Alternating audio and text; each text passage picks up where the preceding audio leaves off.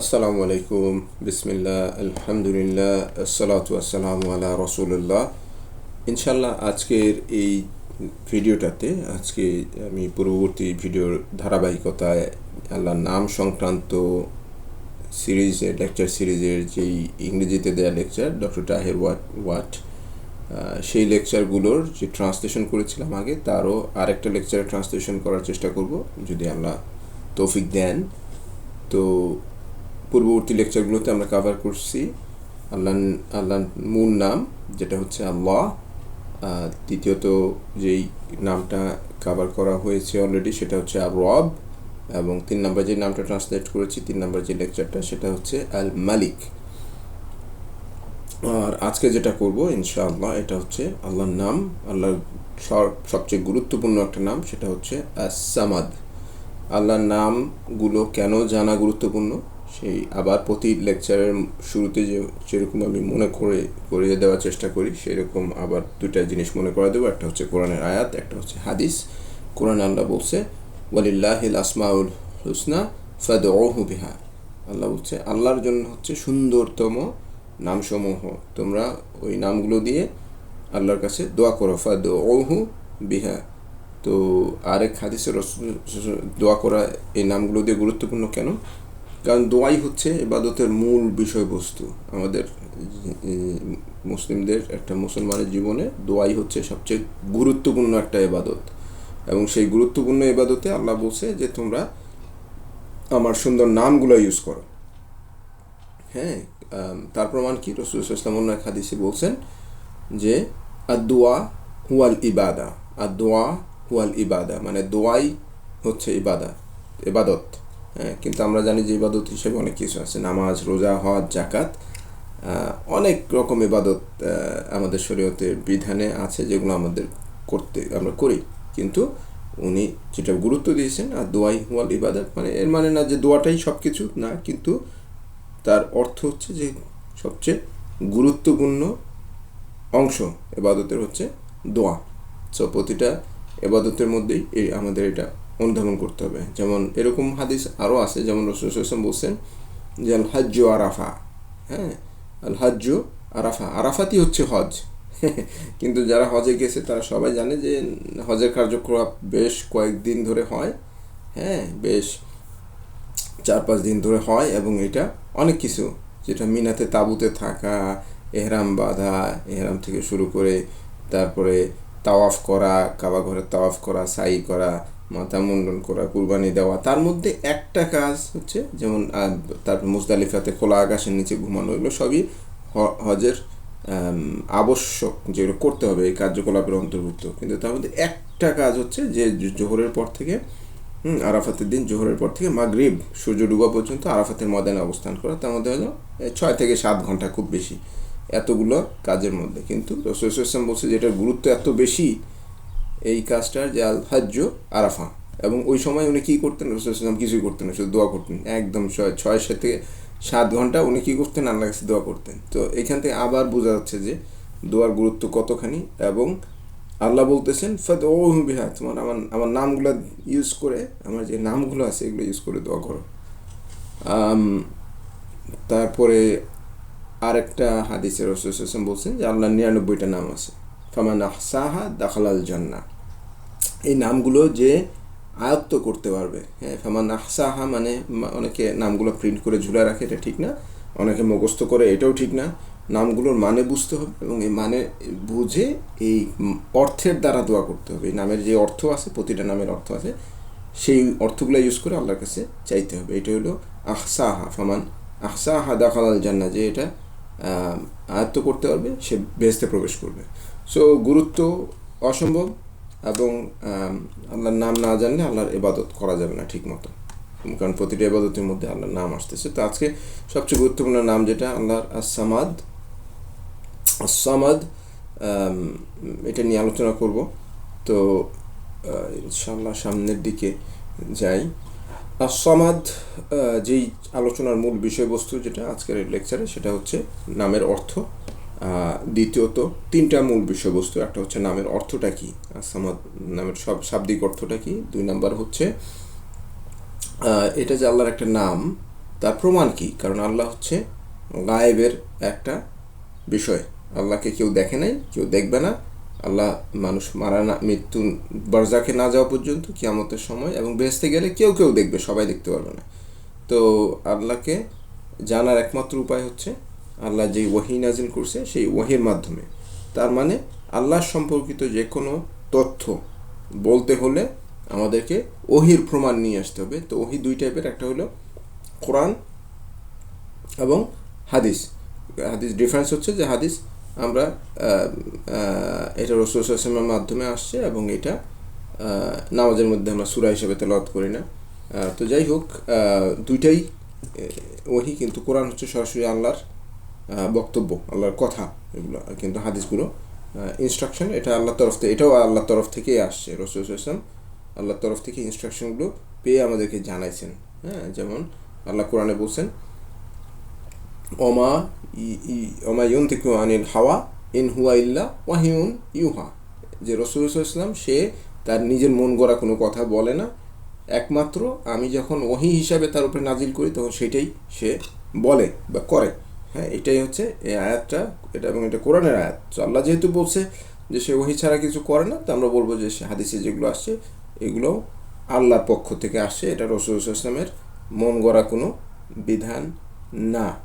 তো যে জন্য আমাদের দুই টাইপের প্রমাণ ইউজ করতে হয়, একটা হলো কোরআনের প্রমাণ, আর যদি থাকে তাহলে হাদিসের প্রমাণও আমরা ইউজ করি।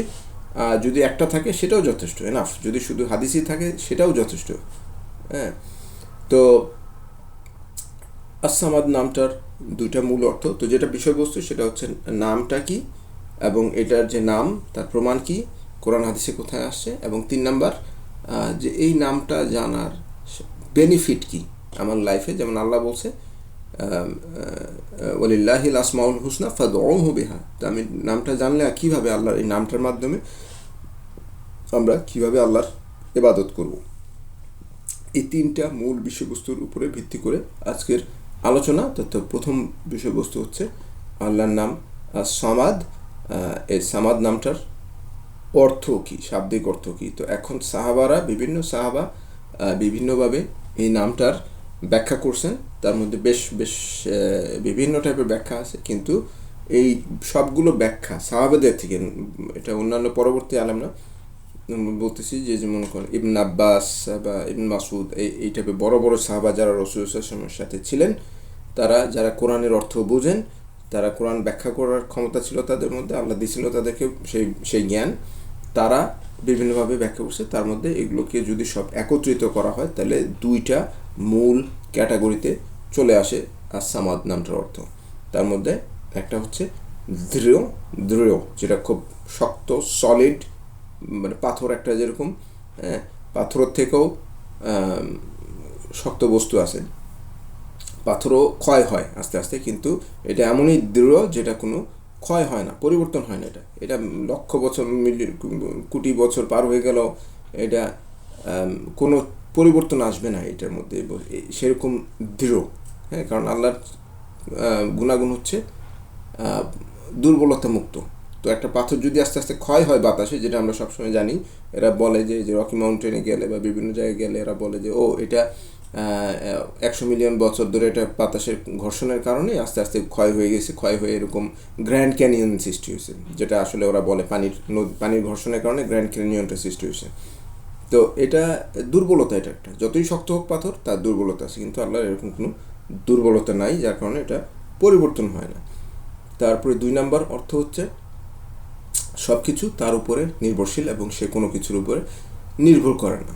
সব কিছু তার সৃষ্টির মধ্যে যা কিছু আছে, হ্যাঁ, এই পৃথিবী তার সৃষ্টি খুব ব্যাপক, যেটা সম্বন্ধে আমরা এখনও জানি না, কারণ এই পৃথিবী মহাকাশের বাইরেও তার সৃষ্টি আছে যেটা আমরা জানি না। হ্যাঁ, এবং তার সৃষ্টির সময় সীমা এটাও আমরা জানি না, যে সময়সীমা কতটুকু। ঠিক আছে, মানুষ বলে যে পৃথিবীর বয়স এত, এটা কি গ্যারান্টি আছে যে এটা ঠিক, তারা সঠিকভাবে বলতেছে জিনিসটা, আনুমানিক। হ্যাঁ, তো সব কিছুই তার উপরে, আল্লাহর উপরে নির্ভরশীল, এবং আল্লাহ কোনো কিছুর উপরে নির্ভর করে না। এটাই সামাদ নামের দ্বিতীয় একটা অর্থ। তো আমি ইনশাআল্লাহ পরবর্তীতে যে প্রমাণ, এই নামের প্রমাণগুলোর ভিতর দিয়ে যাব, তারপরে আবার এই পয়েন্টটাতে আসব, তখন এটা আরও গুরুত্বপূর্ণভাবে বোঝা যাবে, যে আসলে আরও পরিষ্কারভাবে বোঝা যাবে যে এই নামের গুরুত্বটা কেন এত ব্যাপক। তাহলে কোরআন থেকে প্রমাণ আস-সামাদ, এটা আসছে আল্লাহর নামগুলো বিভিন্ন সূরাতে অনেকবার আসছে। যেমন আল্লাহর নাম আল্লাহ, এটা প্রায় 2000 বারের উপরে আসছে। আল্লাহর নাম আর রব, এটা 850 বারের উপরে কোরআনে আসছে। আল মালিক এরকম হয়তো আমার মনে নাই, বা 100 বারের উপরে সম্ভবত আসছে। তো আস-সামাদ এমন একটা নাম যে খুবই গুরুত্বপূর্ণ নাম, কিন্তু এটা কোরআনে শুধুমাত্র একবার আসছে, এবং সেটা আসছে হলো সূরাতুল ইখলাস। সূরাতুল ইখলাস, যেটা আমরা কুল হুয়াল্লাহু আহাদ নামে পরিচিত। কুল হুয়াল্লাহু আহাদ আল্লাহুস সামাদ লাম ইয়ালিদ ওয়া লাম ইউলাদ ওয়া লাম ইয়াকুল লাহু কুফুয়ান আহাদ। তাহলে কি বলতেছেন? বলুন, কুল হুয়াল্লাহু আহাদ, যিনি আল্লাহ, তিনি যিনি আহাদ। আহাদ মানে অনন্য, ইউনিক, যেটার সাথে আর কোনো কিছুর মিল নেই। এটা অনেক সময় ট্রান্সলেট করে একক হিসাবে। একক হিসাবে আসলে এটা একক শব্দটা ইউজ করা ঠিক না। একক শব্দটা আরবিতে বলে ওয়াহেদ, আহাদ না, ওয়াহেদ। যেমন ওয়াহেদ দিনার, ওয়াহেদ ডলার, $1, ওয়াহেদ রিয়াল, 1 রিয়াল, হ্যাঁ, সালাসা খামসা সিত্তা, এগুলোর নাম্বার। ওয়াহেদ হলো একটা নাম্বার, হ্যাঁ, আল্লাহর একটা নাম হলো ওয়াহেদ। হ্যাঁ, কিন্তু এইখানে যে নামটা আসছে এটা হলো আহাদ। আহাদ নামটাও এই সামাদের মতো গুরুত্বপূর্ণ। আহাদ নামটা কোরআনে একবার আসছে, এবং এই সূরাতেই আসছে, আর কোনো সূরাতে আসে নাই। 2 নম্বর লাইনে আল্লাহ বলতেছে আল্লাহুস সামাদ। আল্লাহুস সামাদ মানে আল্লাহ হচ্ছে আস-সামাদ। আল্লাহ কি? তার আগে বলছে আহাদ, এবং যেটার সাথে কোনো কিছুর মিল নাই, এবং দ্বিতীয় লাইনে আল্লাহ বলতেছে আল্লাহুস সামাদ। আল্লাহ হচ্ছে আস-সামাদ, যেটা মানে আমরা একটু আগে বললাম যে এটা দুইটা মানে। লাম ইয়ালিদু ওয়া লাম ইউলাদু, তিনি কোনো কিছু জন্ম দেন না, বা তার থেকে কোনো কিছু জন্মগ্রহণ করে না, তার সমতুল্য কেউ নাই। ওয়ালাম ইয়াকুল লাহু কুফুয়ান আহাদ, এই আহাদ নামটা আবার আসছে এই জায়গায়। যে একই সূরাতে আহাদ নামটা 2 বার আসছে, কিন্তু আল্লাহর নাম আস-সামাদ একবার আসছে, এবং পুরো কোরআন শরীফে এটা একবারই আসছে। কিন্তু তারপরও এই নামটা অসম্ভব গুরুত্বপূর্ণ, ইনশাল্লাহ, যেটা আমরা এখন দেখতে পারবো। তো সূরাতুল ইখলাস, ইখলাস শব্দ হচ্ছে সিনসিয়ারিটি, কোনো কিছু খালেস হিসাবে তাকে নেওয়া। খালেস মানে পিওর, এখানে আমার আর কোনো এর মধ্যে কোনো ভেজাল নাই আর কি, সেটা খালেস, খালেস শব্দটার অর্থ। হ্যাঁ, কিন্তু এই শব্দটা কোথাও এই সূরার মধ্যে আসে নাই। পুরো সূরাটা 4টা যে আয়াত, এই 4টা আয়াতে কোথাও সূরার নাম ইখলাস, যে খালেস শব্দটা, এই শব্দটা উল্লেখ করা হয় নাই। তাহলে কেন? যেমন সূরা নাস, হ্যাঁ, সূরা নাস কুল আউযু বিরব্বিন নাস, তারপরে ফালাকে গেলে কুল আউযু বিরব্বিল ফালাক। এই সূরার নামগুলো সূরার কোথাও না কোথাও আসছে, কিন্তু সূরা আল ইখলাস মানে যেটা আমার সিনসিয়ারিটির যে শব্দটা, এই শব্দটা সূরার কোথাও নাই। কারণ সূরার মূল বিষয়বস্তু হচ্ছে আল্লাহর বর্ণনা। এই সূরাটার মূল বিষয়বস্তু হচ্ছে আল্লাহর বর্ণনা, এবং এই বর্ণনাটা একটা মানুষকে আল্লাহর প্রতি সিনসিয়ার হইতে সাহায্য করবে, ইখলাসের সাথে আল্লাহর ইবাদত করতে সাহায্য করবে। কারণ এটা আল্লাহ তার নিজের সম্বন্ধে জানাচ্ছে তার সৃষ্টিকে। যেমন সূরা আল ফাতিহা, প্রথম সূরা, কোরআন শরীফের প্রথম সূরা, যেটা আমরা নামাজের শুরুতেই বলতে, সূরা আল ফাতিহা। ফাতিহা শব্দটা সূরা আলহামদুলিল্লাহি রাব্বিল আলামিন আর রহমানির রহিম, কোথাও আলহামদুলিল্লাহ সূরার কোথাও ফাতিহা শব্দটা নাই।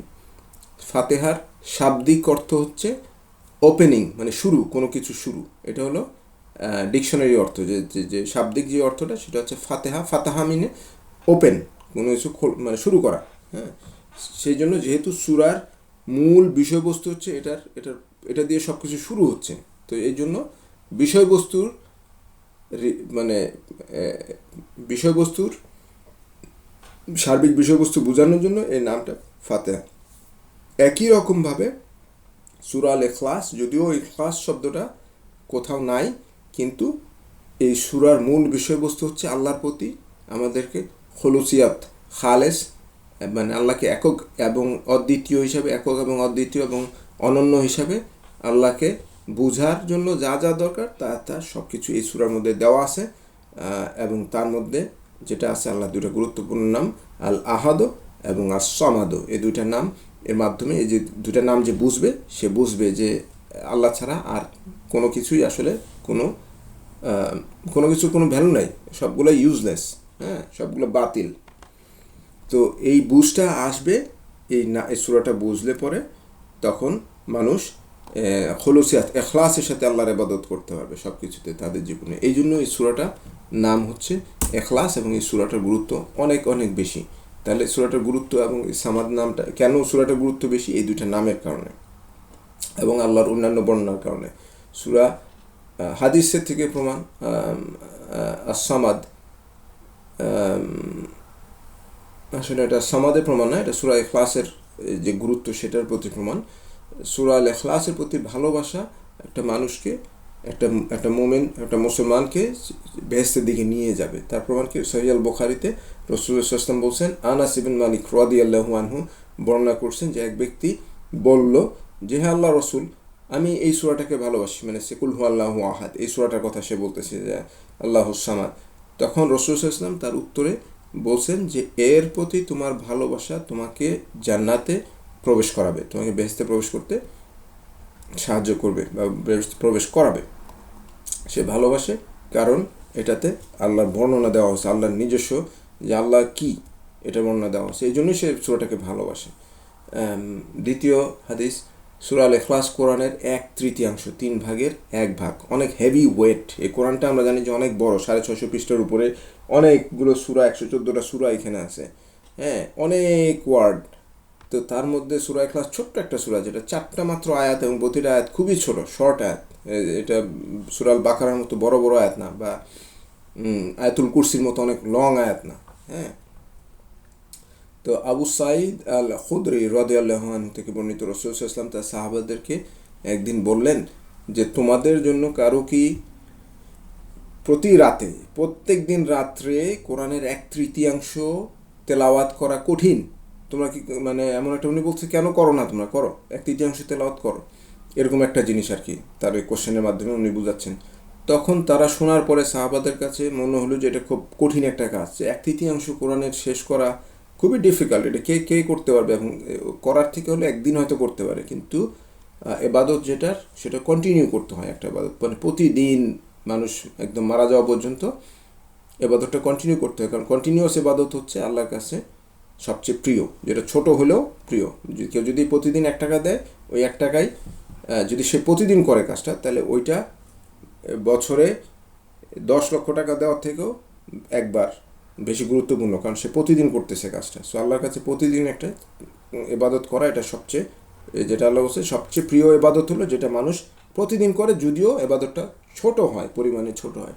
তো এই জন্য তারা এইসব এত কিছু চিন্তা করে তারা রাসূল সাল্লাল্লাহু আলাইহি ওয়াসাল্লাম বলছে যে ইয়া রাসূলুল্লাহ, আমাদের মধ্যে এটা করার ক্ষমতা কার আছে, হ্যাঁ, যে কে এটা করতে পারবে এবং এটা ধরে রাখতে পারবে, তারা এটা বুঝানোর চেষ্টা করছে এখানে। তখন আল্লাহ রাসূল সাল্লাল্লাহু আলাইহি ওয়াসাল্লাম উত্তর দিলেন যে সূরা আল ইখলাস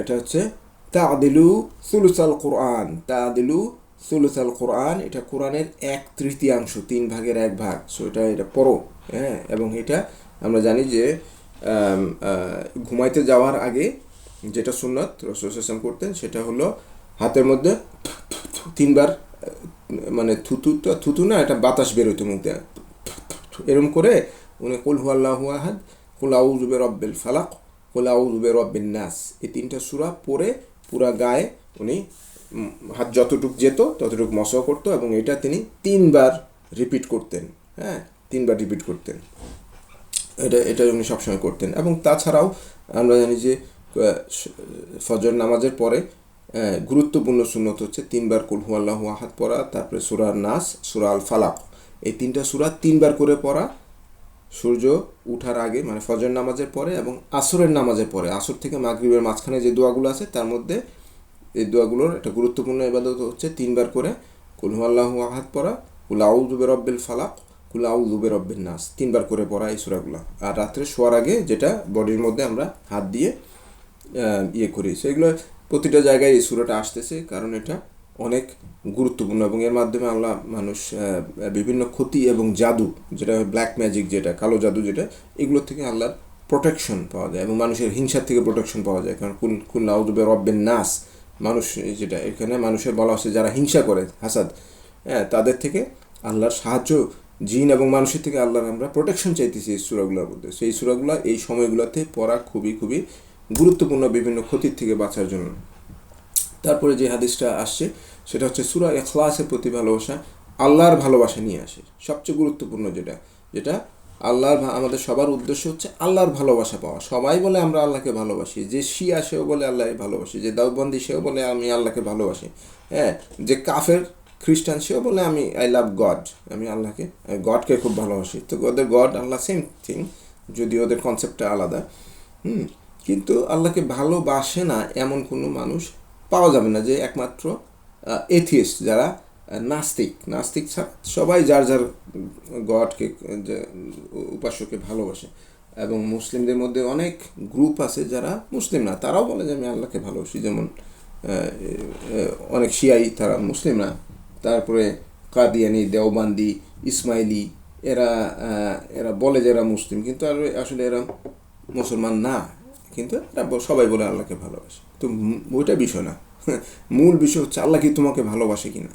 হ্যাঁ, তাহলে আল্লাহর ভালোবাসা পাওয়ার জন্য কী উপায়, সেটা এখানে রাসূল সাল্লাল্লাহু আলাইহি ওয়াসাল্লাম বলে দিয়েছেন। যে মা আয়েশা রাদিয়াল্লাহু আনহা বর্ণনা করছেন যে আল্লাহ রাসূল সাল্লাল্লাহু আলাইহি ওয়াসাল্লাম একদিন একটা আর্মির ইউনিটে একটা লোককে দায়িত্ব দিয়েছিলেন। হ্যাঁ, একটা সেনাবাহিনীর একটা ইউনিটে একটা লোককে বলছে তুমি এই ইউনিটের ইনচার্জ, এদের লিডার।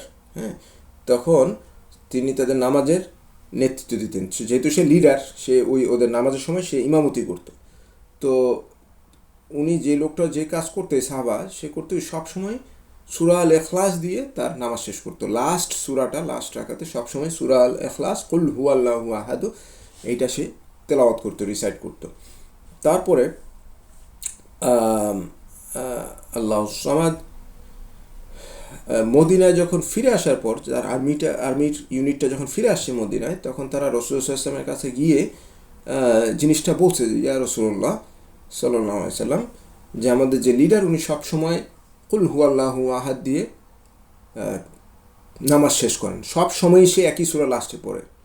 তখন মানে তাদের কাছে জিনিসটা একটু স্ট্রেঞ্জ লাগছে, কোরআনে তো অনেক সূরা আছে, হ্যাঁ, তো তুমি সবসময় এই সূরাটা কেন শেষে রিসাইট করতেছো? তখন রাসূল সাল্লাল্লাহু আলাইহি ওয়াসাল্লাম বললেন যে তার জিজ্ঞেস করো, যে লিডার যে কাজটা করতো তার জিজ্ঞেস করো যে কেন এসে এই কাজটা করতেছিল, কেন এসে এই কাজটা করে। তখন তাকে জিজ্ঞাসা করার পরে সে যেই আর্মির যে লিডার ছিল, সে উত্তর দিল যে এই সূরায় আর রহমানের গুণাবলী আছে, সিফাতুর রহমান, হ্যাঁ, এবং আমি এটা তেলাওয়াত করতে ভালোবাসি। সে কেন ভালোবাসে এই সূরাটা, কেন ভালোবাসে, যে এটার মধ্যে সিফাতুর রহমান, আরবিতে যে হাদিসের মধ্যে যে আরবি ওয়ার্ডটা আসছে হচ্ছে সিফাত আর রহমান। আর রহমানের, আল্লাহর একটা নাম আর রহমান আমরা জানি, সে বলছে এই সূরার মধ্যে আর রহমানের গুণাগুণ আছে।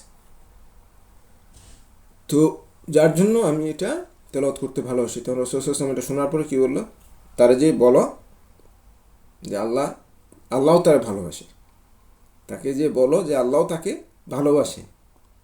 সুবহানাল্লাহ, এটা বুখারী এবং মুসলিমের হাদিস, অত্যন্ত গুরুত্বপূর্ণ একটা হাদিস। তারপরে আরেকটা হাদিস সেটা হলো এইটাই সরাসরি এই নাম আস-সামাদ, এই নামটার গুরুত্বর দিকে আর কি নির্দেশ করে এই হাদিসটা সরাসরি, যেটা হচ্ছে বুরাইদা আল আসলামী থেকে রাদিয়াল্লাহু আনহু থেকে বর্ণিত। রাসূল নবী সাল্লাল্লাহু আলাইহি ওয়াসাল্লাম এক ব্যক্তিকে তার মসজিদে দোয়া করতে শুনতেছিল। রাসূল সাল্লাল্লাহু আলাইহি ওয়াসাল্লাম একদিন আসতেছে, তার সাথে আরেক সাহাবা ছিল সম্ভবত। তো উনি হঠাৎ করে শুনছে এক লোক দোয়া করতেছে। সে দোয়া কীভাবে করতেছে, সে দোয়ার মধ্যে হয়তো একটু জোরে জোরে বলতেছিল, যে রাসূল সাল্লাল্লাহু আলাইহি ওয়াসাল্লাম শুনে ফেলছে। সো দোয়ার মধ্যে সে বলতেছে, হে আল্লাহ, আমি আপনার সাক্ষ্যের মাধ্যমে আপনার কাছে প্রার্থনা করতেছি। আরবিটা হলো গিয়ে আল্লাহুম্মা, সে দোয়া করতেছে আরবিতে, আল্লাহুম্মা ইন্নী আশহাদ, ও আল্লাহ আমি সাক্ষ্য দিতেছি, লা ইলাহা ইল্লা আনতা, তুমি ছাড়া কোনো উপাস্য নাই, হ্যাঁ, লা ইলাহা ইল্লা আনতা, তুমি ছাড়া কোনো উপাস্য নাই, অসামাদু ওয়াল আহাদ, তুমি হচ্ছ আসামাদ, তুমি হচ্ছ আল আহাদ। আল্লাহ দুইটা নাম, যেটা কুল আল্লাহু আহাদ সূরার মধ্যে আসে, সে ওই দুইটা নামই উল্লেখ করছে। তারপর বলছে লাম ইয়ালিদ ওয়ালাম ইউলাদ ওয়ালাম ইয়াকুল লাহু কুফুয়ান আহাদ, মানে সে তখন শেষ করছে সূরার ওই ওই আয়াতটা শেষ করছে আর কি। কিন্তু সে বলতেছে যে আল্লাহুম্মা ইন্নী আশহাদ, আল্লাহ আমি তুমি সাক্ষী দিতেছি, লা ইলাহা ইল্লা আনতা, তুমি ছাড়া কোনো উপাস্য নাই, তুমি হচ্ছ সামাদ, তুমি হচ্ছ আহাদ। হ্যাঁ, তো রাসূল সাল্লাল্লাহু আলাইহি ওয়াসাল্লাম এটা শুনছে, সে পাশের থেকে শুনছে, সে এগুলো বলতেছে। তখন তার সাথে অন্য যে সাহাবা ছিল রাসূল সাল্লাল্লাহু আলাইহি ওয়াসাল্লামের সাথে, তাকে বলছে যার হাতে আমার প্রাণ। হ্যাঁ হ্যাঁ, এটা হলো উনি অনেক সময় গুরুত্ব বোঝানোর জন্য বলে যার হাতে আমার প্রাণ, অবশ্যই আল্লাহর হাতে রাসূল সাল্লাল্লাহু আলাইহি ওয়াসাল্লাম এবং আমাদের সবার প্রাণ। সেই সত্তার শপথ কসম করে আমি বলতেছি, সে যে এই সাহাবা যে দোয়া করতেছে, সে আল্লাহর কাছে সবচেয়ে তার গুরুত্বপূর্ণ দুইটা নাম ইউজ করে দোয়া করছে। এই দুইটা এমন দুইটা নাম সে ইউজ করছে দোয়ার মধ্যে, যে দুইটা নাম ইউজ করলে আল্লাহ যখন কেউ কেউ দোয়া করে সেই দোয়ার উত্তর দেয়, এবং যখন কেউ চায় সেই তাকে দেয়। হ্যাঁ, দুইটা জিনিস বলছে আল্লাহ, যখন কেউ দোয়া করে সেই দোয়ার উত্তর দেয়, এবং যখন কেউ চায় তখন তাকে যেটা চাইতেছে সেটা আল্লাহ দেয়। তাহলে কি পরিমাণ সিরিয়াস, কি পরিমাণ গুরুত্বপূর্ণ এই দুইটা নাম, এই হাদিসটার থেকে বোঝা যাচ্ছে। তার মানে আরবিতে যেই লাস্টে যে ওয়ার্ডটা, সেটা আরবিতে রাসূল সাল্লাল্লাহু আলাইহি ওয়াসাল্লাম বলতেছেন, যে এখানে আমি আরবিটা দিয়ে দিছি, ইদা দুআই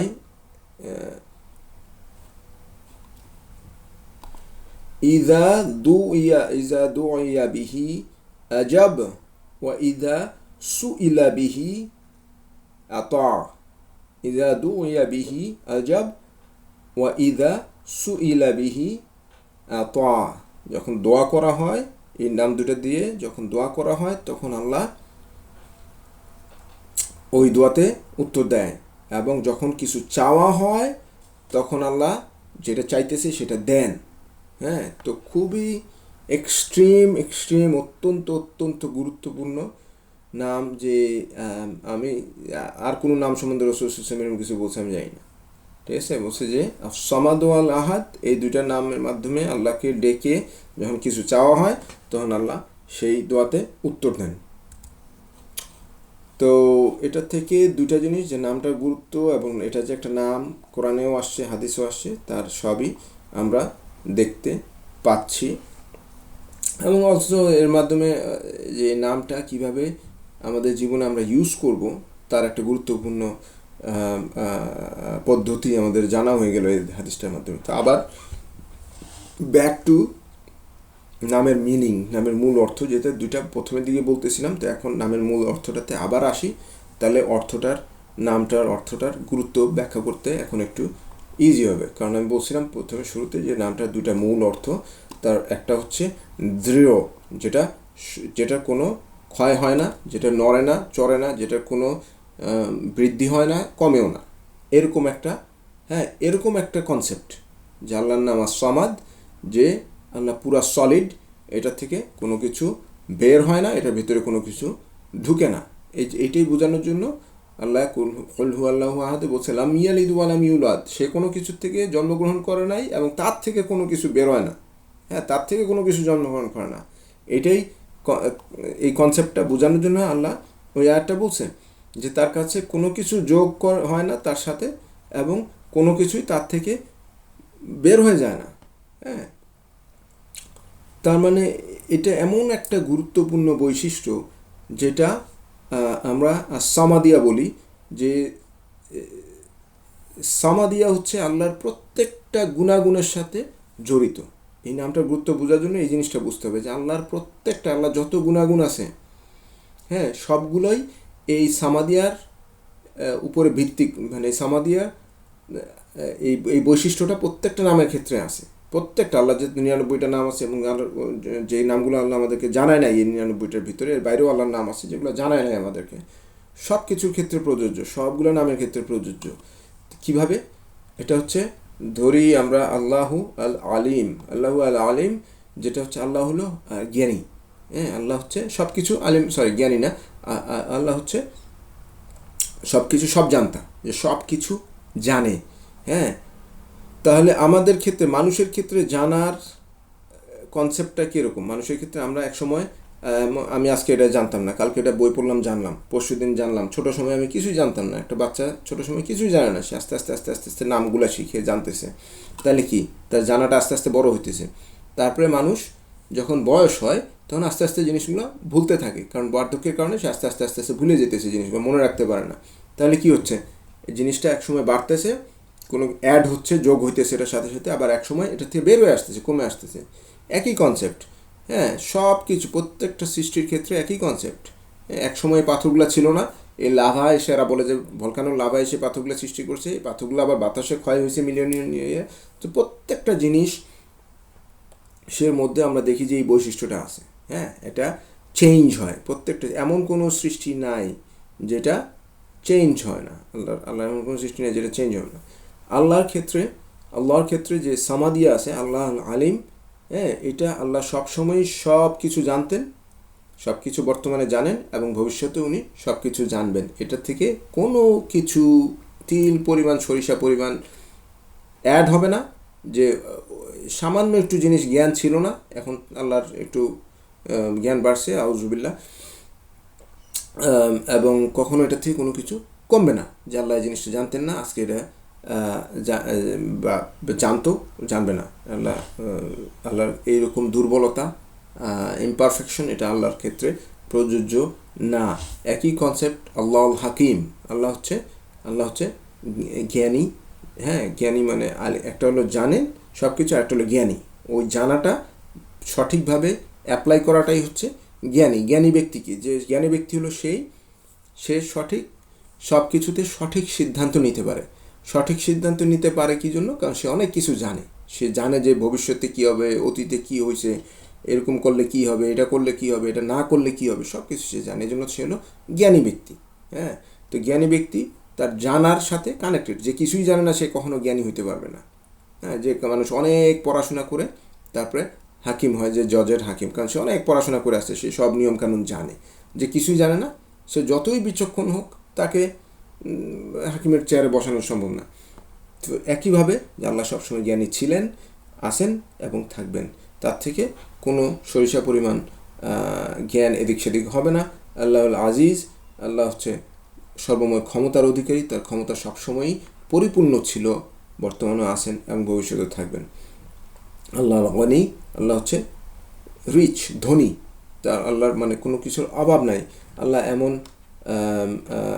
আল্লাহর গনি হচ্ছে যে তার কোনো কিছু, তার যে সম্পদ, হ্যাঁ, সেটা কখনো শেষ হবে না, এবং শেষ তো দূরের কথা, কোনো সামান্য পরিমাণ কমবে না।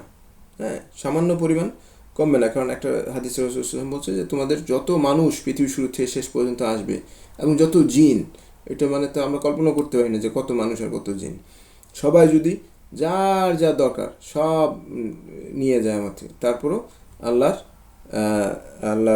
তাদের যা যা প্রয়োজন সব কিছু যদি তারা চায় নিয়ে যায়, যার যা মনে চায়, তারপর আল্লাহর সম্পদ ততটুকু কমবে না, অ্যাকসেপ্ট একটা সমুদ্রের মধ্যে একটা সুই ডুবাইলে যতটুকু পানি আসে, এরকম পরিমাণ, মানে যেটা কোনো মানে এটা কোনো তুলনার ভিতরে পড়ে না। একটা সুই সমুদ্রের পানিতে ডুবাইলে, এটা পৃথিবীতে কতগুলো সমুদ্র, কত পরিমাণ পানি, আর একটা সুইয়ের আগায় কতটুকুই বা পানি ধরে। তো বলছে যে তার তুলনাটা অনেকটাই এরকম, যে তার আল্লাহ সম্পদের পরিমাণ, যে আল্লাহ সম্পদের কোনো, যেহেতু এটা পারফেক্ট, সেহেতু এটা কমে না। কারণ এগুলো সব কিছু আল্লাহর সৃষ্টি। তারপরে হচ্ছে দ্বিতীয় যেই মূল অর্থটা ছিল, সব কিছুর অস্তিত্বের জন্য আল্লাহর দরকার, এবং আল্লাহ কোনো কিছুর জন্য উপরে নির্ভরশীল না, আল্লাহর অস্তিত্ব কোনো কিছুর উপরে নির্ভরশীল না। হ্যাঁ, তো এটাও আরেকটা গুরুত্বপূর্ণ অর্থ সামাদের, সামাদ, এবং এটাও আমাদের বোঝার দরকার, কারণ আল্লাহর যত সৃষ্টি আছে, আমরা সহ, মানুষ সহ যত জীবজন্তু, যত কিছু জীবিত এবং মৃত, সব কিছুই আল্লাহ সামাদিয়ার অন্তর্ভুক্ত। কারণ আমরা সবাই আমাদের অস্তিত্বের জন্য আল্লাহর উপরে নির্ভরশীল। হ্যাঁ, নাহলে আমাদের অস্তিত্ব ঠিক থাকবে না। বেসিক্যালি আমি এখন আসি, আমি এখানে থাকবো না যদি সামাদ সামাদিয়া অ্যাপ্লাই আমার উপরে প্রযোজ্য না হয়। তার প্রমাণ কি? কারণ এটার সাথে আসলে এইটা বোঝার জন্য আল্লাহর কিছু নাম আমাদের বুঝতে হবে, যে কেন সব সৃষ্টি আল্লাহর উপরে নির্ভরশীল। আল্লাহর আরও কয়েকটা নাম আছে যেটা এই কনসেপ্টটার সাথে কানেক্টেড। সেটা হচ্ছে আল খালেক, আল খাল্লাক, আল বারি, আল মুসাওয়ির। এই 4টা নাম আমি এখানে মনে হয় নিয়ে আসছি, যেটা এই কনসেপ্টটা ব্যাখ্যা করতে সাহায্য করবে, যেটা যে সব কিছু আল্লাহর উপরে নির্ভরশীল এবং আল্লাহ কোনো কিছুর উপরে নির্ভরশীল না, তার কোনো সৃষ্টির উপরে আল্লাহ নির্ভরশীল না। তার প্রমাণ কি? আল্লাহর একটা নাম হচ্ছে আল খালেক, যেটা খুব কমন নাম। হ্যাঁ, আল্লাহ খালিকু কুল্লা শাইইন, আল্লাহ সব কিছু সৃষ্টি করছেন। আল্লাহ কোরআনে বলছেন আল্লাহ খালিকু কুল্লা শাইইন, মিনস আল্লাহ সব কিছুর স্রষ্টা, আল্লাহ সব কিছু সৃষ্টি করছেন। এবং এর মধ্যে যেগুলো চোখে দেখা যায় এবং যেগুলো চোখে দেখা যায় না, 2 টাইপের সৃষ্টি এর অন্তর্ভুক্ত। চোখে দেখা যায় না এরকম সৃষ্টি কি? যদি ভাইরাস বলে এটা ঠিক না, কারণ ভাইরাস মাইক্রোস্কোপ দিয়ে দেখা যায়। চোখে দেখা যায় না এরকম সৃষ্টি হলো মানুষের ভিতরে যে ফিলিংসগুলো হয়, মানুষ ভালোবাসা, ঘৃণা বা ভয়, ভীতি, আশা, ভরসা, এগুলো আমরা কোথায়? এগুলা আমাদের ভিতরে হইতেছে, মানুষের ভিতরে হইতেছে, যেটা বাইরের থেকে কেউ দেখতে পারে না। এবং এমন কোনো যন্ত্র নাই যেটা দিয়ে কেউ দেখতে পারবে যে কেউ তার ভিতরে একটা মানুষ কতখানি ভয় পাইছে। হ্যাঁ, এরকম কিছু দেখার মতো এটা, কারণ এটা অদৃশ্য একটা বিষয়। হ্যাঁ, এটা আমাদের বিশ্বাসের মতো, যে আমরা আল্লাহকে বিশ্বাস করি, এটা দেখার কোনো বা মাপার কোনো উপায় নাই এটা। হ্যাঁ, তো এইটাও অদৃশ্য, এটাও আল্লাহর সৃষ্টি। হ্যাঁ, এবং আমার হাত পা নড়াচড়া যেরকম আল্লাহর সৃষ্টি, আমি কথা বলতেছি এটা আল্লাহর সৃষ্টি, সেরকম একইভাবে আমি যেটা বিশ্বাস করি এটাও, বিশ্বাসটাও আল্লাহর একটা সৃষ্টি। আমার ভয়, ভালোবাসা, আশা, এগুলো আল্লাহর সৃষ্টি। সো 2 রকম সৃষ্টি এই খালেক এর অন্তর্ভুক্ত। এবং খালেক হচ্ছে যিনি কোনো কিছু নাই বস্তু থেকে সৃষ্টি করেন। হ্যাঁ, যিনি নাই বস্তু থেকে সৃষ্টি করেন। মানুষ হচ্ছে কি করে? আল্লাহর সৃষ্টি জিনিসপত্র নিয়ে এটা সেটা করে জোড়াতালি দিয়ে এটার গলায় ওইটা বানায়, এটার করে চেঞ্জ করে ওইটা বানায়। এগুলো হলো মানুষের সৃষ্টি। মানুষের সৃষ্টির প্রকৃতিটা এরকম। হ্যাঁ, ইট পাথর দিয়ে বড় একটা প্যালেস তৈরি করলো, তাজমহল। হ্যাঁ, এগুলো তো প্রকৃতির থেকে, সেই থেকে জমির থেকে নিয়ে আসছে পাথরগুলো। সে তো আর পাথরগুলো বাতাসে থেকে বানায় নাই। আল্লাহ যেটা করেন সেটা নাই বস্তু থেকে সৃষ্টি করেন। এই জন্য আল্লাহ বলছে যে ওরা কে সৃষ্টি করছে? খালিকু অ্যাকসেপ্ট খালকু হাজা বাতিলা। আল্লাহ যে বলছে মানুষের সৃষ্টির ক্ষেত্রে আল্লাহ যে শব্দটা ইউজ করছে কোরআনে, সেটা বলছে বাতিলা, এটা বাতিল, এটা কোনো সৃষ্টির মধ্যে পড়ে না। তো আল্লাহর সৃষ্টির কম্পেয়ারে আল্লাহ বলছে এটা তারা তো আমার সৃষ্টি নিয়েই এদিক সেদিক করে তো ওটা বলতেছে যে সৃষ্টি। হ্যাঁ, তো কনসেপ্টটা হচ্ছে এরকম। এই জন্য আল্লাহ বাতিল শব্দের উল্টো করছে। বাতিল মানে ফলস, এটা কোনো সৃষ্টি না, এটা কোনো ইয়া না। তো আল্লাহ যেটা, সেটা হচ্ছে কোনো কিছু নাই, এটা থেকে সৃষ্টি করেন আল্লাহ। এবং আল্লাহ সৃষ্টি করেন হচ্ছে তার কথার মাধ্যমে, কুন ফাইয়াকুন। আল্লাহ যে বলেন সেটা থেকে যেটা বলবে সেটা হয়ে যায়। এবং আল্লাহ এই কথাগুলো যে কিতাব আছে, কিতাবে রেকর্ড করা আছে, কারণ আল্লাহ সব কিছু কোথায় কী হবে সব কিছু তার কথার মাধ্যমে করা আছে। এটা নির্দিষ্ট সময়ে এই সৃষ্টিগুলো দৃশ্যমান সৃষ্টিতে রূপ নেয়, যেটা আমরা দেখতে পারি। আল খাল্লাক হচ্ছে সৃষ্টি সংক্রান্ত আর একটা নাম। হ্যাঁ, যেটা হচ্ছে নিখুঁত স্রষ্টা, যে তার সৃষ্টির মধ্যে তিনি শুধু সৃষ্টিই করেন না এবং কোনো খুঁত নাই, সৃষ্টির মধ্যে পারফেকশনের সাথে সৃষ্টি করেন, যেটা মানে পারফেক্ট। এর থেকে বেটার, মানে যেই জিনিসগুলো আছে যেভাবে আছে এইটাই সর্বোত্তম সৃষ্টি, এর থেকে বেটার কোনো কিছু হতো না। হ্যাঁ, যে মানুষটা কালো ওইটাই তার জন্য সর্বোত্তম, যে মানুষটা সাদা ওইটাই আল্লাহ তাকে ওইভাবে সৃষ্টি করছে এবং ওইটাই তার থেকে সর্বোত্তম। হ্যাঁ, যার একটা হাত নাই ওইটাই আল্লাহর সৃষ্টি এবং ওইটাই ওই ওই ওই ওই বস্তুর জন্য সর্বোত্তম। হ্যাঁ, তাকে আমাদের মনে হয় যে না, এই জিনিসটা এরকম হইলে হয়তো ভালো হতো, এটা আমাদের চিন্তার ভুল। কারণ আমরা জানি না যে ওইরকম হইলে আসলে আলটিমেট ফলাফল, ফাইনাল রেজাল্টটা কী হতো। অনেক সময় আমরা মনে করি যে আমার যদি অনেক টাকা থাকতো, হ্যাঁ, আমি যদি এখন বিল গেটসের মতো মানে হিসাববিহীন টাকা থাকতো, অথবা ইলন মাস্কের মতো টেসলা কোম্পানির মালিক, তাহলে হয়তো আমার খুব ভালো হইতো। হ্যাঁ, তো না, হয়তো আমি তো হয়তো মুসলমান থাকতাম না, আমি তো ইসলামের থেকে বের হয়ে যেতাম। তার এতটা ওইটা আমার জন্য ভালো হতো না। ওই জিনিসটা ওইটাই আমার জন্য, যেটা আল্লাহ সৃষ্টি করছে সেটাই সর্বোত্তম সৃষ্টি। হ্যাঁ, আল খাল্লাক, আল্লাহর আরেকটা নাম যে তার সৃষ্টির মধ্যে কোনো ত্রুটি নাই। আর আল বারি, হ্যাঁ, আল্লাহর নাম হচ্ছে আল বারি। এখন এটাও স্রষ্টা, এটাও আরেকটা নাম যেটা সৃষ্টি সংক্রান্ত নাম। আল্লাহ আল খালেক, আল খাল্লাক, আল বারি, তিনটেই সৃষ্টি সংক্রান্ত নাম, কিন্তু এই নামগুলো সৃষ্টির বিভিন্ন ক্যাটাগরি। হ্যাঁ, যেমন আল বারি হচ্ছে শূন্য থেকে যিনি সৃষ্টি করে, যেটা কোনো অস্তিত্ব ছিল না সেটাকে অস্তিত্ব দেওয়া। ঠিক আছে, তো মনে হচ্ছে যে আল খালেক আল বারি অলমোস্ট সেম একই টাইপের নাম মনে হচ্ছে, কিন্তু আমি ইনশাল্লাহ ডিফারেন্সটা নিচে ব্যাখ্যা করার চেষ্টা করব। যে নামগুলো যখন একসাথে আসে, যেমন আল খালেক আল বারি, হ্যাঁ, এই দুইটা নামই স্রষ্টা, দুইটা নামই হচ্ছে স্রষ্টা, তখন এই কনসেপ্টটাকে দুইটা টাইপের কনসেপ্টকে সে বোঝায়। আল খালেক হচ্ছে যে প্ল্যান করছে এটা, যে যেমন একটা বিল্ডিং করার আগে একটা ব্লু প্রিন্ট তৈরি করতে হয়, একটা ডিজাইন করতে হয় যে এই বিল্ডিংটার এতগুলো জানলা থাকবে, এই করবে সেই করবে। হ্যাঁ, সেরকম আল্লাহ প্রথমে কলম সৃষ্টি করছে, কলম সৃষ্টি করে বলছে যে লেখো। কলম বলছে আল্লাহ কী লিখবো? তখন বলছে প্রত্যেকটা জিনিসের ভাগ্য লেখো, যে কখন কোন সময় কোন জায়গার মধ্যে হবে, হ্যাঁ, এবং পৃথিবীর শুরু থেকে কিয়ামত পর্যন্ত লেখো। তখন কলম প্রত্যেকটা জিনিস আমাদের আশেপাশে যা আছে, তা আমরা সহ প্রত্যেকটা জিনিসের ভাগ্য লেখা আছে। প্রতি সেকেন্ডে, মিনিটে, ঘন্টায় কী হবে এই পৃথিবীতে, প্রত্যেকটা জিনিসের লেখা আছে। তো ওইটাই যেহেতু সে কী লিখছে? আল্লাহর কথাগুলো লিখছে, কারণ আল্লাহ কথার দ্বারা সৃষ্টি করেছে। ওই কথাগুলো একটা বইয়ে রেকর্ড করা আছে, কলমটা যেই বইয়ে লিখছে। তো ওইটাই সৃষ্টি, কারণ সে তো তার সৃষ্টি তো হলো কথার মাধ্যমে তাই না? সে তো আর হাত পা নাড়াচাড়া করে বা আমাদের মানুষের মতো সৃষ্টি করে না, সে তো কথার মাধ্যমে সৃষ্টি করছে। তো আর কথাগুলো যখন সে লেখছে, ওগুলোই সৃষ্টি। তখন যখন নির্দিষ্ট টাইম আসবে, এই টাইমে এই সৃষ্টিটা আমাদের কাছে বাস্তবে রূপ নেবে। হ্যাঁ, আমাদের কাছে বাস্তবে রূপ নেবে, কারণ আমাদের ওই সময়ে আমাদের পৌঁছাইতে হবে। আর আল্লাহর ক্ষেত্রে এই সময়টা কোনো ফ্যাক্টর না। আল্লাহর ক্ষেত্রে কারণ সময়টাও তার একটা সৃষ্টি। সো আগামীকাল না আসলে, আগামীকাল যে সূর্য উঠবে এটা আমি দেখতে পারবো না, কিন্তু আল্লাহর ক্ষেত্রে এটা না। আল্লাহ কেমন পর্যন্ত কী হবে সবগুলো সৃষ্টি হিসাবে দেখতে পারতেছে, কারণ এগুলো আল্লাহর বইয়ে রেকর্ড করা আছে। হ্যাঁ, সো সময়টা আল্লাহর ক্ষেত্রে প্রযোজ্য না। সময়টা যে আগামী 100 বছর পরে হবে, এই বাচ্চাটা জন্ম নিবে, তার বয়স 10 বছর হবে, এই কনসেপ্টটা আল্লাহর ক্ষেত্রে প্রযোজ্য না।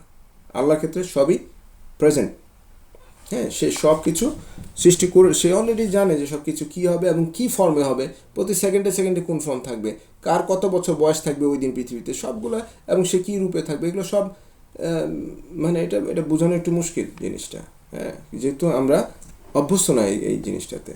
সো আল বারি হচ্ছে ওই টাইমে যখন এটা আমাদের কাছে একটা বাস্তবে রূপ নেয়, সেই কথাটাকে, ওয়ার্ডটাকে বাস্তবে রূপ দেওয়া, কারণ ওয়ার্ডের মাধ্যমে আল্লাহ সৃষ্টি করে, কথার মাধ্যমে সৃষ্টি করে। সেটা হলো আল বারি। এবং আরেকটা হচ্ছে আল মুসাউয়ের হচ্ছে রূপকার, যেটার কোনো কিছুকে সর্বোত্তম রূপে রূপ দেওয়া। হ্যাঁ, নিখুঁতভাবে সৃষ্টিই না, হ্যাঁ, যে জীবন্ত এখানে বলছে যে তিনি সমস্ত জীবন্ত জিনিসকে আকৃতি দেন। এটা আসলে জীবন্ত শব্দটা শুধু উল্লেখ করা ঠিক হবে না, জীবন্ত মৃত সব কিছুর আকৃতি উনি দেন। যেটা মারা গেছেন ওটা আকৃতিকে আল্লাহ দিতেছেন না? অবশ্যই আল্লাহ দিতেছেন। যেটা মারা গেছে আস্তে আস্তে কী হবে? এই ডেড বডিটা পোকা এসে খাবে, পচতে কঙ্কালগুলো বেরোবে, কঙ্কালগুলো আলাদা হবে একটা।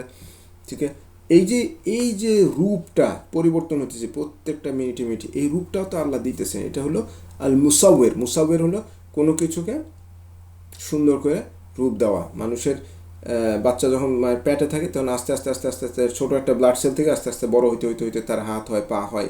এই যে প্রতিদিনে তার চেঞ্জটা হচ্ছে, হ্যাঁ, এই যে রূপের পরিবর্তন হচ্ছে। তারপরে আমরা যে আস্তে আস্তে বড় হই, মানুষ দেখতে ভালো হয়, এবং আবার বয়স হয়ে গেলে তাদের আবার চেহারা চেঞ্জ হয়ে যায়। প্রতি সেকেন্ডে যে রূপ পরিবর্তন, হ্যাঁ, প্রকৃতির থেকে শুরু করে মানুষ, যে কোনো জীবন্ত এবং জড় বস্তু।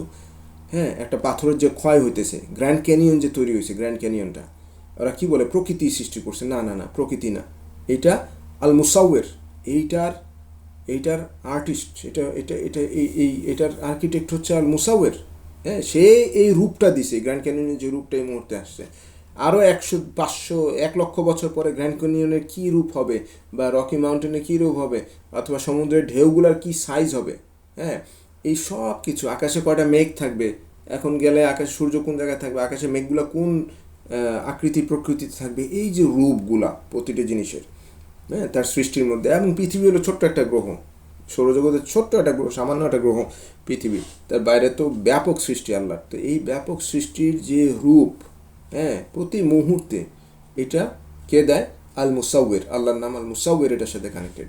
তার মানে মূল বিষয়বস্তু কি? মূল বিষয়বস্তু হচ্ছে যে এই সেকেন্ড পয়েন্ট আছে, সব কিছু এই নামগুলো, হ্যাঁ, সব কিছু এই নামগুলো এটাই বোঝায় যে সব কিছু আল্লাহর সৃষ্টি, সব কিছু আল্লাহর উপরে নির্ভরশীল, আল্লাহর তাদের অস্তিত্বের জন্য, তাদের টিকে থাকার জন্য। আল্লাহ যদি আমাকে এই আগামী 1 সেকেন্ডের মধ্যে সৃষ্টি না করে, আমার এই ভ্যানিশ হয়ে যায় বডি, তো মানুষ তো মনে করে মারা গেলে বডি থাকবে না, ওই মৃত বডিটাও আল্লাহর একটা সৃষ্টি। ওই মৃত বডিটা, যে ডেড বডিটা পড়ে আছে, যে ওইটাও তো সৃষ্টি করছে বলে এটা পড়ে আছে। আল্লাহ যদি ওটা সৃষ্টি না করতো, ডেড বডিটা হঠাৎ করে ভ্যানিশ হয়ে যেত, এই আছে, এর পরের মুহূর্তে দেখবে নাই, একটা জলদান্ত একটা মানুষ চোখের থেকে নাই হয়ে গেছে। হ্যাঁ, তো এটা আল মুসাউয়ের, আল খালেক, আল খাল্লাক, আল বারি, আল মুসাউয়ের, এই সবগুলো নাম এটার সাথে কানেক্টেড। এখন এই নামগুলোর যেহেতু চারটাই আল্লাহর সৃষ্টি সংক্রান্ত গুণাগুণের দিকে ইয়ে করতেছে, এই নামগুলো যখন আলাদা আলাদাভাবে আসে, তখন এই সবগুলো ওই নামটার ভিতরে অন্তর্ভুক্ত থাকে। যে আমি যদি বলি আল খালেক, তার মানে সব কিছু, চারটা কনসেপ্টই ওই খালেকের ভিতরে আসবে। আল খাল্লাক, এই চারটা কনসেপ্টই ওই খাল্লাকের ভিতরে আসবে। আল বারি, এই চারটা জিনিসই আল্লাহর ভিতরে আসবে। এমন না যে আল বারি শব্দটা বললে ওকে আল্লাহ হচ্ছে সৃষ্টি করছে, কিন্তু আরেকজন এটাকে সাইজ করতেছে, না না না। আল মুসাউয়ের, আল্লাহর নাম আল মুসাউয়ের, কিন্তু যখন একটা নাম বলবো চারটাই থাকবে। আর যখন চারটা নাম আমি একসাথে উল্লেখ করব বা আমরা উল্লেখ করব, তখন এই চারটা আল্লাহর সৃষ্টি সংক্রান্ত চারটা গুণাগুণের দিকে পয়েন্ট করে। সো আল্লাহর মানে আল্লাহর নামগুলো জানলে বোঝা যায় যে আল্লাহ যে আসলেই পারফেক্ট, আল্লাহ যে আসলেই ইবাদতের দাবি রাখে। কারণ এটা মানুষের সৃষ্টি হলে সে এত কিছু চিন্তা করতো না। এটা এই ধর্মটা যদি, ইসলাম যদি মানুষের সৃষ্টি হতো, সে এত কিছু চিন্তা করতো না। সে বলতো আমি খালেক, আমি সৃষ্টি করছি, এনাফ। এটার যে বিভিন্ন স্টেজের কথা, সৃষ্টির যে বিভিন্ন স্টেজের কথা আল্লাহ এভাবে বুঝাইতেছে আমাদেরকে তার নামের মাধ্যমে। তার তার তার ক্ষমতা কতখানি, তার গুণাগুণ কতখানি, তার পাওয়ার কতখানি, তার কর্তৃত্ব কতখানি, হ্যাঁ, এটা মানুষের মাথায় আসতো না জিনিসগুলো। এটা এটা এটাই ইসলাম যে সত্যি, এটা তার প্রমাণ। এটা এটা আমার মনে হয় না এর থেকে আর বেশি কিছু বলার দরকার আছে। তাহলে ফাইনাল পয়েন্ট, যে আল্লাহর সাথে কোনো কিছু যোগ হয় না, আল্লাহর সাথে কোনো কিছু, আল্লাহর থেকে কোনো কিছু বের হয়ে আসে না। সে পরিবর্তনশীল না, সে সবসময় পরিপূর্ণ ছিল এবং তার পরিপূর্ণতা সবসময় পরিপূর্ণই থাকবে, এটা থেকে কখনো অপরিপূর্ণ হবে না। সে পারফেক্টই থাকবে। এটা আমাদের একটা অর্থ। আর দ্বিতীয় অর্থ হলো সব কিছু সৃষ্টির জন্য, সব কিছুই তাদের অস্তিত্বের জন্য তার উপর নির্ভরশীল। সো আমাদের কী করতে হবে, যে আমাদের যখন আল্লাহর কাছে দোয়া করবো, তখন এই সামাদ নামটা ব্যবহার করতে হবে এবং এর মাধ্যমে আমাদের যা যা দরকার, কারণ সব কিছুই তো আমাদের যা দরকার, আমরা সবাই আল্লাহর উপর নির্ভরশীল সৃষ্টির জন্য, কারণ এই নামগুলোই তার বলতেছে। সো এইটা মাথায় রেখে যে আল্লাহ সামাদ, আল্লাহ আহাদ, হ্যাঁ, যে সে অনন্য, তার সাথে কোনো কিছুর তুলনা হয় না, তার কোনো সৃষ্টির তুলনা করা যাবে না, সে এতই পারফেক্ট, হ্যাঁ, এবং আশেপাশেও না। এবং তখন আমাদের দোয়াটা আরও আল্লাহর কাছে ইনশাআল্লাহ গ্রহণযোগ্য হবে এবং আমরা আরও মানে মনোযোগের সাথে দোয়া করতে পারবো যে আমি কার কাছে চাচ্ছি আসলে। সামাদ, তার ক্ষমতা কতখানি আসলে, হ্যাঁ, সেই তো সব কিছু সৃষ্টি করতে, আমি যে দোয়া করতেছি এটা হচ্ছে সে সৃষ্টি করতেছে, হ্যাঁ, তো সে এতখানি আমাকে ফেভার করতেছে, এত নিয়ামত দিতেছে। তখন মানুষের দোয়া করার সময় মানসিক পরিস্থিতি চেঞ্জ হয়ে যাবে এবং দোয়ার কোয়ালিটিটাও চেঞ্জ হবে, গুণাগুণও চেঞ্জ হয়ে যাবে ইনশাল্লাহ। এবং এটা আল্লাহর কাছে ইনশাল্লাহ আল্লাহর কাছে গ্রহণযোগ্য হবে। তো আমি এখানে শেষ করব। আল্লাহ 50 মিনিট হয়ে গেছে প্রায়। আল্লাহ আমাদেরকে তার নামগুলো সম্বন্ধে জানার এবং বোঝার তৌফিক দান করুক এবং এর মাধ্যমে ফাদউহু বিহা, আল্লাহর কাছে দোয়া করার তৌফিক দান করুক, এর মাধ্যমে আল্লাহর কাছে ইবাদত করার তৌফিক দান করুক। সুবহানাকা আল্লাহুম্মা লা ইলাহা ইল্লা আনতা সুবহানাকা আল্লাহুম্মা বিহামদিক আস্তাগফিরুকা ওয়া আতুবু ইলাইক।